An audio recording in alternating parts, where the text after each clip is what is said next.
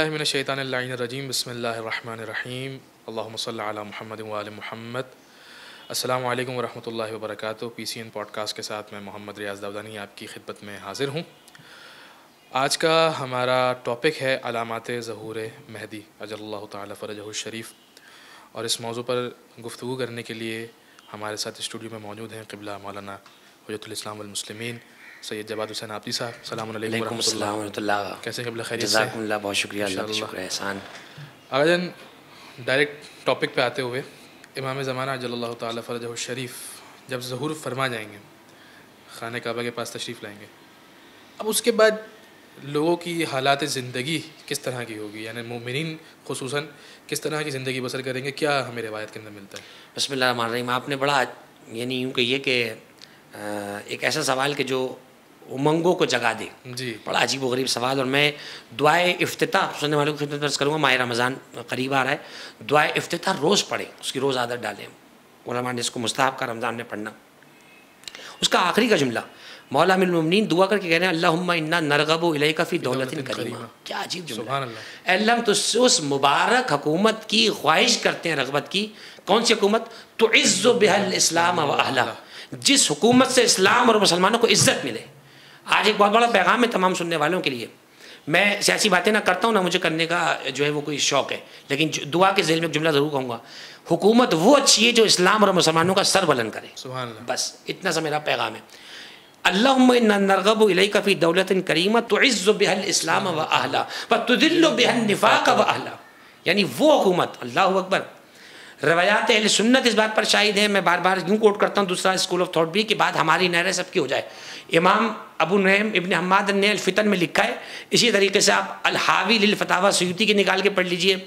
इसी तरीके से दीगर मुताखरीन अब तक के जो किताबें लिखते रहे उलमा अहले सुन्नत, उनकी किताबें आप निकाल पढ़िए। अल-क़ौलुल मोतबर फ़िल इमाम अल-मुंतज़र, ताहिरुल क़ादरी की पूरी किताब जो है वो आप जाकर पढ़ें। उन्होंने लिखा कि जब हज़रत ज़हूर फरमाएंगे ज़मीन अपने ख़जाने उगल देगी। मेरा सवाल यह है कि जब ज़मीन में ख़जाना है तो अभी क्यों नहीं उगल रही ज़मीन? उस ज़मीन में ऐसा क्या हो जाएगा कि ख़जाने ज़्यादा बढ़ जाएंगे कि ज़मीन अब बर्दाश्त नहीं कर पा रही? ज़मीन को अल्लाह ने हुक्म दिया हुआ है कि जब तेरा साहिब तुझ पर कदम रख दे और ज़ाहिर हो जाए, ज़ुहूर फरमा जाए, तो अपने ख़जानों को उगल देना।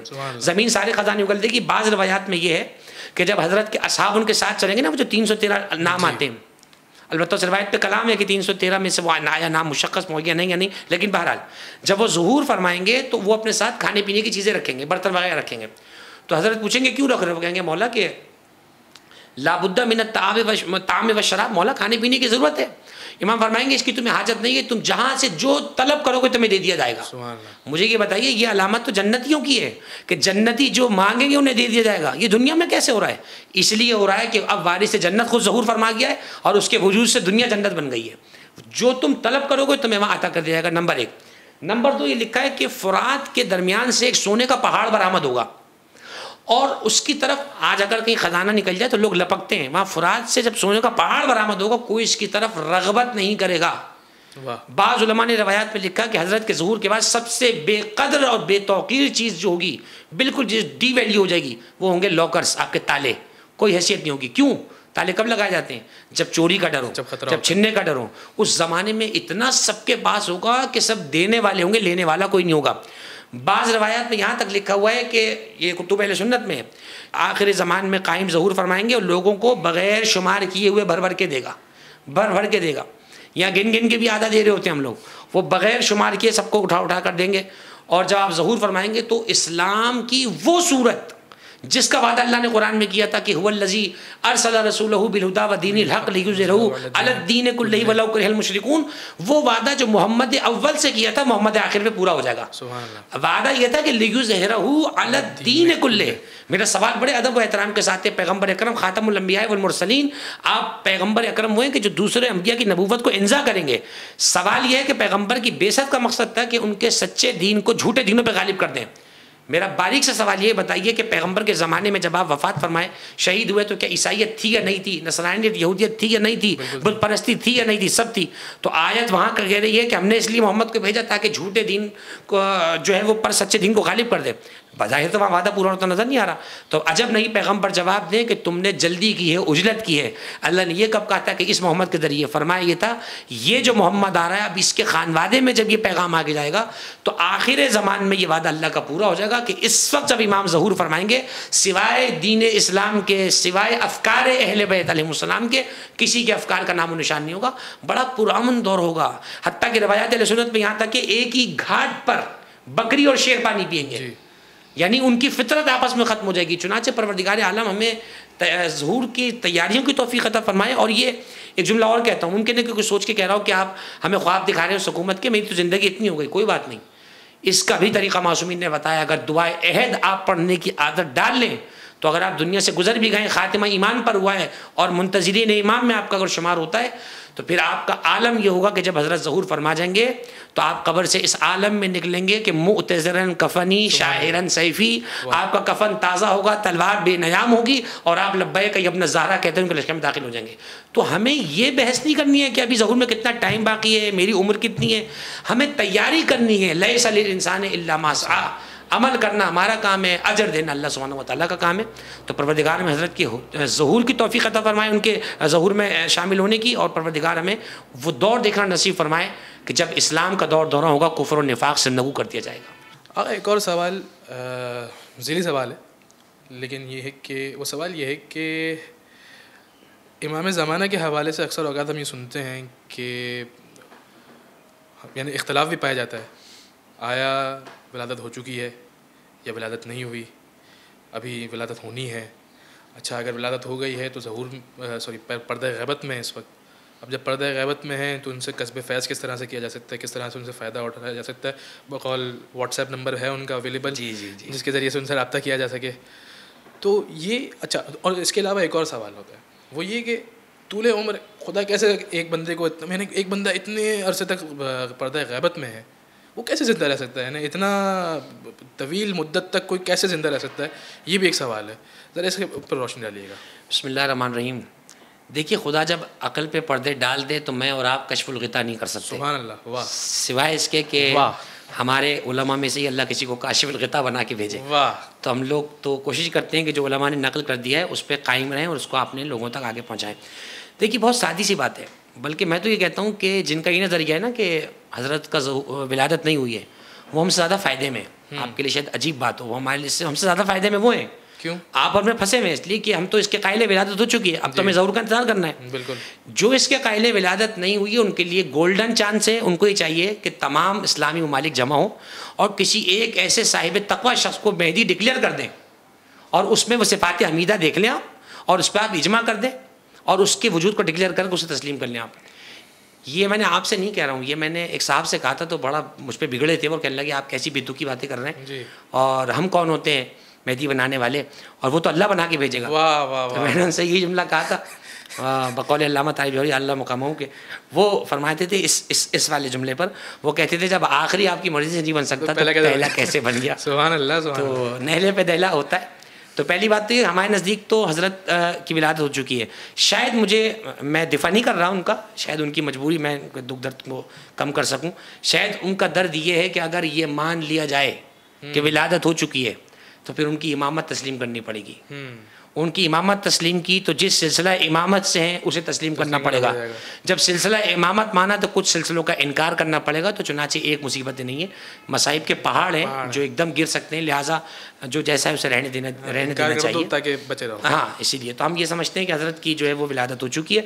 अच्छा, उसके बाद आपने सवाल किया कि ग़ैबत में उनसे इंतफा कैसे रखता है। ये उससे ज़्यादा मतलब सोच की पस्ती कहूँगा, ऐसा मैं क्या कहूँगा। सवाल बुरी बात नहीं है। देखिए, सुनने वालों से हम कहेंगे सवाल आप क्या कीजिए, अस्सवालु निस्फुल इल्म, मासूम का फरमान है। लेकिन आप मुझे ये बताइए, ये सवाल तो सबसे पहले आपके परवरदिगार पे जाएगा, नाउज़ुबिल्लाह। परवरदिगार नज़र तो नहीं आता है, और अल्हम्दुलिल्लाह सिर्फ यहाँ नज़र नहीं आता है, आखिरत में भी नज़र नहीं आएगा। उसकी रोयत महाल अबदी है, ना हम यहाँ देखने के कायल हैं, ना दुनिया के आक़िबात देखने के कायल हैं। ये बताइए, नज़र तो परवरदिगार में नहीं आता है, उससे इंतफा कैसे कर रहे हैं आप। उससे बढ़ के बात करता हूँ, मक्का मुअज़्ज़मा, इन्ना अव्वल बैतिन वुज़िअ लिन्नास लल्लज़ी बिबक्कत मुबारकन व हुदन लिल आलमीन। अल्लाह ने कुरान में कहा कि मक्का, शहर मक्का हमारा जो बैतुल्लाह है, हिदायत है सारे जहानों के लिए। सारे जहानों में पाकिस्तान एग्जिस्ट करता है या नहीं करता है? तो इस वक्त पाकिस्तान वालों की निगाहों से काबा ग़ैबत में, तो मेरा सवाल किसी मुफ्ती आजम से ये है, मुझे आप दारुल इफ्ता से फतवा लेकर बताएं कि मेरे लिए काबे की हिदायत साबित कैसे होगी? काबा मेरे लिए गैबत में, मेरे सामने नहीं है। तो जवाब ये दिया जाएगा कि वजूद काबा हिदायत है, काबा नजर आए या ना आए, वजूद काबा हिदायत है। तो जिस तरह वजूद काबा अपने मुकाम पे हिदायत है, चाहे लोगों की नज़र वहाँ तक पहुँचे ना पहुँचे, उसी तरीके से वजूद हज़रत हुज्जत खुद हिदायत है। अब मैं जुमला आपकी खिदमत में दर्ज करूँ, ये जो हमने कहा ना कि हज़रत का वजूद हिदायत है, मुमकिन है कि कोई दानिश्वर निकल कर आ जाए स्कूल ऑफ थॉट का बहुत बड़ा थिंक टैंक कि ये आपने कैसे कहा। तो देखिए बात ये है, ज़मीन पर हिदायत किसके ज़रिए से होती है? हिदायत होती है उसकी हुज्जत के ज़रिए से। उसकी हुज्जत या नबी है या इमाम है। हुजूर के बाद हिदायत का सिलसिला उनकी इतरत को जो है मुंतकिल हुआ है। इस ज़माने में जो भी हिदायत पा रहा है वो अहले बैत के फ़र्द हज़रत हुज्जत के ज़रिए से पा रहा है। तो उनके वजूद का होना ज़रूरी है ताकि सिलसिला हिदायत कायम हो। वरना अगर आप ये मान लेंगे कि उनका वजूद नहीं है तो फिर हिदायत कैसे आप तफसील कर सकते हैं? ऐनुल हयात अल्लाह मजलिसी की किताब है जिसका तर्जुमा जो है वो हो चुका है। अल्लाह मजलिसी ने एक रवायत लिखी, एक शख्स ने पूछा कि कैसे ज़माने में आखिर में उससे फ़ायदा उठाया जाएगा आपके कायम से, जबकि वो जो है सामने नहीं होंगे। इमाम ने फरमाया, ये बताओ जब बादल सूरज के पीछे चला जाता है तो क्या वजूद का तुम इनकार कर देते हो कि सूरज नहीं होता? नहीं मौला, सूरज तो है लेकिन वो बादल के पीछे। फरमाया, क्या तुम ये कह सकते हो कि सूरज बादल के पीछे जाकर नफ़ा नहीं दे रहा, जबकि सिर्फ तुमसे वो छुपा है लेकिन पूरी कायनात को नफ़ा पहुँचा रहा है? तो इसी तरीके से वजूद हज़रत हुज्जत है जो अपने वजूद की बरकत से एक वक्त में कई लोगों को हिदायत भी दे रहे हैं और उनके वजूद से ज़मीन पर हिदायत का निज़ाम कायम है। अच्छा, उसके बाद आपने ये पूछा कि तूल उम्र, एक यहाँ पे मैं आपकी बात माज़रत करना चाहूँगा। यहाँ पे मुझे अल्लामा तालिब जोहरी साहब का जुमला बहुत कमाल का जुमला था और यकीनन आपने भी सुना होगा। वो फरमाया करते थे अक्सर मजालिस के अंदर कि शैतान गैबत में रह के अगर नुकसान पहुँचा सकता है, बिल्कुल ऐसी अगर गुमराह कर सकता है तो बिल्कुल ऐसी है। देखिए ये बातें फिर सारी अदल इलाही पे जाके पहुँचेंगी कि ये कैसा अदल है कि तूने वक्त मालूम की मोहलत शैतान को तो दे दी है और अपने बंदों के लिए तूने कोई कुतुब नहीं छोड़ा, कोई ऐसा मंबा नहीं छोड़ा कि जहाँ से हम जाकर फैज़ हासिल करें। तूल उम्र के हवाले से अगर आप देखेंगे तो तूल उम्र के हवाले से हमारे उलमा ने उन अशख़ास का जिक्र किया है कि जिनकी तवील उम्रें गुजरी हैं जी। अच्छा, आप ना पढ़ी किसी हवाले हज़रत ईसा की तूल उम्र मानते हैं कि नहीं मानते हैं? खिज़र और इलियास अलैहिस्सलाम की तूल उम्र है या नहीं है? तो जो अल्लाह अपने ख़जाने से, वो अल्लाह जो मोतिल कसीरा बिल कलील है, अभी माह रजब गुजरा है, जो मोतिल कसीरा बिल कलील है, जो कलील से कसीर देता है, क्या उसके ख़जाने में इतना भी नहीं है कि वो अपने ख़जाने से अपनी हुज्जतों की तूल उम्र रख सके? चुनाचे हज़रत की तूल उम्र पर हमारा इत्तेफाक है और हज़रत की तूल उम्र पर उलमा ने अक़ली अदिल्ला भी नकल किए हैं और नकली अदिल्ला भी हमारे पास मौजूद है। क़िबला ये बताइएगा 313 की एक तादाद बताई जाती है, ये 313 ही हैं कि जो इमाम ज़माना के साथ जंग करेंगे और यानी मतलब उनके साथ उनके हमरकाब होकर जंग करेंगे, या इसके अलावा भी तादाद है कि जो इमाम ज़माना के साथ रहकर उनकी हिमायत के अंदर काफरीन के साथ और दीन का गलबा होना है, उस हवाले से इमाम की नुसरत करेंगे? बिस्मिल्लाह रहमान। देखिए ये एक रवायत मौजूद है और जैसे मैंने अभी अर्ज़ किया था इसी प्रोग्राम में आपको कि मुताख़िरीन ने जो किताबें लिखी हैं उनमें भी ये रवायत है। उसके अलावा कई किताबों में ये रवायत मौजूद है कि वो आखिरी ज़माने में 313 अफराद होंगे। बाज़ इस रवायत में तो नाम है, सही। अब हम लोग नामों के चक्कर में पड़ जाते हैं। देखिए कुरान की सुन्नत को याद रखें, कुरान का तरीका ये है, कुरान सिफ़ात और खसाइल बताता है और गुजर जाता है। हाँ, किसी रवायत में अगर नामों की तशख़ीस कर दी गई तो हमें रवायत को मानना पड़ेगा बशर्ते कि वो मोतबर तरीक़े से साबित हो जाए। ये रवायत उलमा के पास मौजूद है, इस पर कलाम है कि आया वो 313 मुशख़्ख़स मुअय्यन है या नहीं है। उससे बाद शहरों के नाम है जो जोग्राफियाई एतबार से अभी वजूद नहीं रखते, मुमकिन है बाद में वो शहरों के नाम पड़ जाएँ, जैसे बहुत से नाम पहले नहीं थे, बाद में आज वो नाम पड़ गए। अहम बात ये नहीं है, अहम बात यह है कि हमारा शुमार कैसे होगा उनमें और हमारा शुमार जो है वो कैसे हो सकता है। उलमा ने ये लिखा वो 313 का जो हिंसा बयान किया गया है, शायद वो 313 का फिगर यूँ बयान किया गया है क्योंकि इस्लाम की इब्तिदा की जो पहली जंग थी वो भी 313 थे, उसमें 313 थे जी। तो जब इस्लाम के इब्तिदा के लिए 313 दरकार थे, अल्लाह बताना चाह रहा है कि गलबे के लिए भी हमें कोई लाखों नहीं चाहिए, ये 313 काफ़ी है। बल्कि हक़ तो यह है कि अल्लाह को 313 भी नहीं चाहिए, लेकिन बहरहाल ये उस अदद की एक बरकत है कि हम आखिरी ज़माने में 313। अच्छा, उलमा ने लिखा कि ये हज़रत के नाइब होंगे, एक तरह से उमूमी नवाब होंगे आपके, जो मुख्तलिफ ममालिक में दुनिया के अंदर अतराफ़ व कनार में। अब इस पर बहस हो सकती है कि दुनिया इतनी बड़ी है 313 कैसे किफ़ायत करेंगे, इसलिए मैंने आपसे अर्ज़ किया कि रवायत पे बहस है, कलाम हो सकता है। मुमकिन है कि ये 313 फिर अपनी मज़ीद नियामत को किसी तरीके से जारी करें और तमाम चीज़ें इमाम की निगरानी में होंगी। जब गैबत में इमाम हर चीज़ की निगरानी कर रहे हैं तो जब तो बज़ाहिर जब आप ज़हूर फरमा जाएंगे, और इसीलिए जब ज़मीन पर आया कि मासूम फरमाते हैं नहनो ऐनुल्लाहि नाज़िरत फिल अर्ज़, हम ज़मीन पर अल्लाह की निगरानी करने वाली आँखें, सुभान अल्लाह। निगरानी हमारी है, निज़ाम अल्लाह का है। तो हज़रत जब ज़हूर फरमा जाएंगे तो बदउनवानियाँ ख़त्म हो जाएंगी, करप्शंस का खात्मा हो जाएगा, किसी किस्म की बदउनवानी किसी इदारे में नहीं है। हर इदारा अपनी हद में रह के काम करेगा, हर इदारे को अपनी हदें पता होंगी, हर आदमी बदउनवानी से बचेगा, रिश्वत का नाम नहीं होगा, मेरिट का बोलबाला होगा। ये वो ज़माना होगा। तो ये 3 से ज़रा ख़ास गोया कि इमाम की कैबिनेट के अफराद हैं, ये वो ख़ास लोग हैं जो इमाम के करीबी होंगे, और फिर इनके जो मातहत अफराद होंगे जो इनके तहत काम करेंगे, फिर उनकी एक तादाद है, और एक कसीर तादाद मोमिनीन की बयान फरमाई गई है जो हज़रत के ज़हूर के वक्त उनके साथ होंगे। और मैं अजीब जुमला साहब आपकी खिदमत में अर्ज़ करूँ, उलमा ने यह भी लिखा कि आज के जो ईसाई हैं, आपको पता है यहूदी मुआनिद है, इनाद रखता है, ईसाई मुआनिद नहीं है। ईसाई बहुत बड़ी तादाद ईसाइयों की होगी जो हज़रत ईसा को देखते के साथ ही उन पर ईमान लाएंगे, और ईसा तमाम को डाइवर्ट कर देंगे हज़रत हुज्जत की तरफ। वो सब मोमिन होकर इमाम ज़माना की माहियत में दुश्मनों से जंग लड़ेंगे, सलीब तोड़ दी जाएगी, दज्जाल को कत्ल कर दिया जाएगा, तौबा का दरवाज़ा बंद कर दिया जाएगा। ये सराहत के साथ हज़रत के ज़हूर के बाद किसी की तौबा कबूल नहीं होगी। तो हमें चाहिए कि ज़हूर से पहले ज़हूर की तैयारियाँ हों, हज़रत के लिए कसरत से दुआए फ़रज को पढ़ा जाए, अल्लाहुम्मा सब्बित क़ल्बी अला दीनिक पढ़ा जाए, अल्लाहुम्मा इन लम तुअर्रिफ़ नफ़्सका, इस दुआ को पढ़े जाए, और मफ़ाती में जो जो दुआएं मौजूद हैं, ताकि हम हज़रत के ज़हूर की तैयारी करें, और अगर दुनिया से गुजर जाए तो उनकी माइयत में उनके साथ उठकर उनके लश्कर में शामिल हो जाए। सुभान अल्लाह। नाज़रीन, इसी के साथ ही हमारे इस प्रोग्राम का वक्त ख़त्म होता है। बहुत शुक्रिया क़िबला जवाद हुसैन हाफ़िज़ साहब आपका, आप तशरीफ़ लाए, अपने कीमती वक्त में से हमें टाइम दिया।